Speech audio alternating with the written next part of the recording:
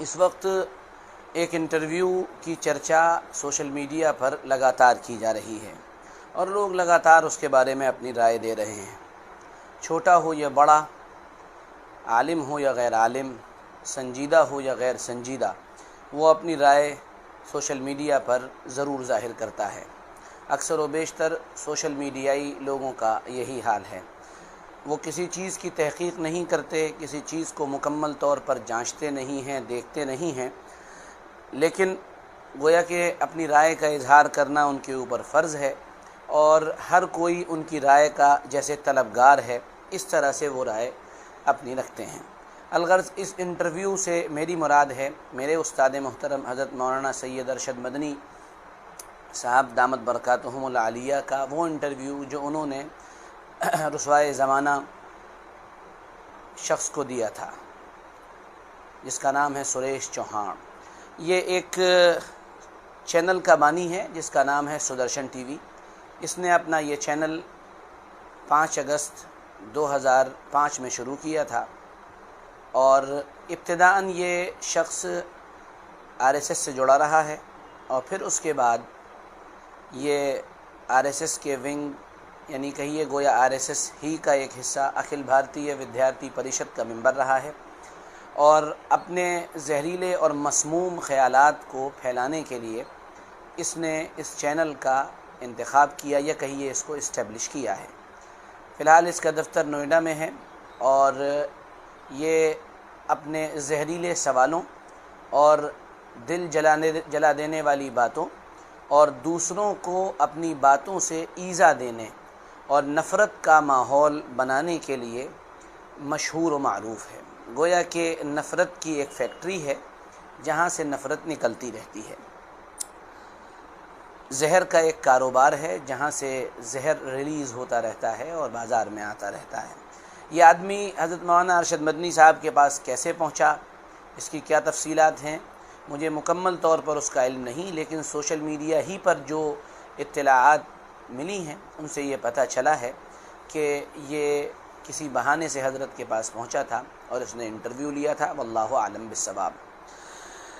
مجھے اس کے انٹرویو کو سننے کا موقع نہیں ملا، نہ میں نے پورا انٹرویو سنا، لیکن میرے بھتیجے ہیں مولوی سید احمد انیس ندوی، انہوں نے یہ پورا انٹرویو سنا اور انہوں نے اس پر اپنا تبصرہ میرے سامنے کیا۔ میں انہی کی بات پر اعتماد کرتے ہوئے آج کی بات کہہ رہا ہوں اور زیادہ تفصیل میں نہیں جاؤں گا، مجھے صرف ایک چیز پر بات کرنی ہے اور وہ چیز یہ ہے، یہ سوال بھی ہمارے ایک مہربان ہیں، انگلینڈ میں رہتے ہیں، ان کا میسج آیا تھا میرے پاس، ان کو بھی مخاطب کرتے ہوئے اور سبھی لوگوں کو سمجھانے کی کوشش کرتے ہوئے یہ بات اس وقت میں آپ کی خدمت میں پیش کر رہا ہوں۔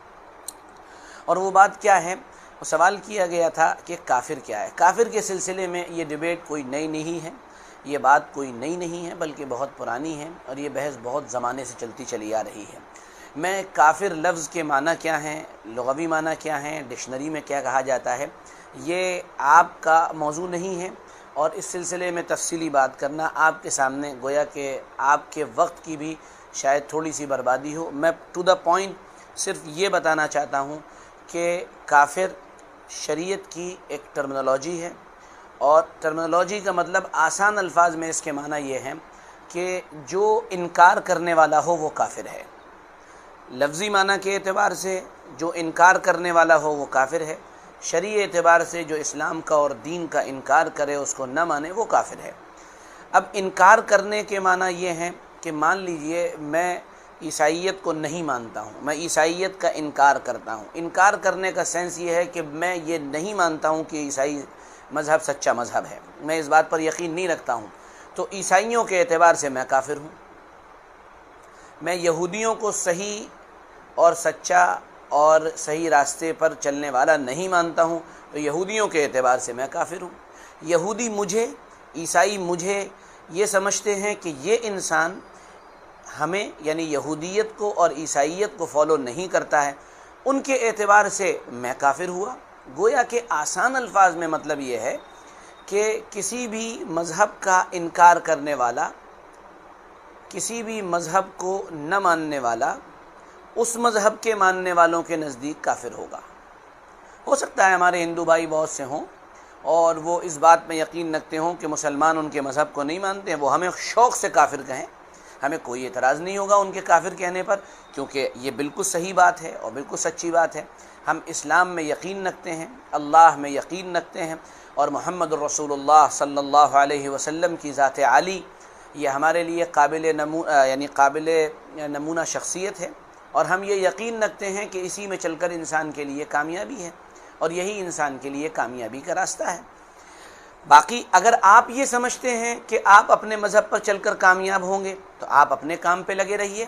کوئی یہودی یہ سمجھتا ہے کہ وہ اپنے مذہب پر چل کر کامیاب ہوگا، بالکل اجازت ہے، پوری آزادی ہے اس دنیا میں کہ وہ جو چاہے کرتا رہے۔ کوئی عیسائی یہ سمجھتا ہے کہ وہی حق پر ہے، اس کو پوری آزادی ہے کہ وہ خود کو حق پر سمجھتا رہے۔ کوئی کسی بھی دوسرے مذہب کا ماننے والا، وہ اگر اپنے آپ کو یہ سمجھ رہا ہے کہ وہی حق پر ہے، وہی صحیح ہے اور وہی کامیاب ہوگا اس دنیا میں بھی اور مرنے کے بعد کی زندگی میں، تو پوری اس کو آزادی ہے کہ وہ یہ سمجھتا رہے، وہ اس بات کا اظہار کرتا رہے، پوری آزادی ہے، اس میں کوئی کسی کی روک ٹوک نہیں ہے، کیونکہ ہمیں اپنے مذہب کو ایکسپریس کرنے کی اور اس کو پریکٹس کرنے کی اور اس کا اعلان کرنے کی بالکل کھلے عام اجازت ہے، ہمارا قانون بھی اس کی اجازت دیتا ہے۔ تو دراصل میں صرف چھوٹی سی بات یہ کہہ رہا تھا کہ کافر کے مفہوم کو سمجھنے کی ضرورت ہے۔ اگر کافر کا مفہوم ہمیں سمجھ میں آ جائے گا تو ہم کو بہت سی باتیں اپنے آپ کلیئر ہو جائیں گی۔ میں اس اپنے چھوٹے سے پیغام کے آخر میں پھر یہ بات دہرا دینا چاہتا ہوں کہ کافر کا مطلب انکار کرنے والا۔ انکار کرنے کا مطلب میں کسی مذہب کا انکار کروں گا تو سامنے والے مذہب کے اعتبار سے میں کافر ہوں، دیٹس آل، بات ختم ہو گئی۔ اور سامنے والا اگر اسلام کا انکار کرے گا تو وہ میرے اعتبار سے کافر ہوا۔ آپ ایک دوسرے کو کافر سمجھتے رہیں، آخر کافر کے نام سے چڑھ کیوں ہیں اتنی؟ کافر کے نام سے اتنی آگ کیوں لگ جاتی ہے؟ آپ بھی ہمیں کافر سمجھیں، ہم بھی آپ کو کافر سمجھتے ہیں، ٹینشن کی کوئی بات نہیں، نہ پریشان ہونے کی بات ہے۔ آخر میں صرف یہ بات کہنا چاہوں گا کہ ہمارے استاد کا انٹرویو بہت شاندار تھا، جستا جستا ہم نے بھی سنا، اور اچھا انٹرویو تھا۔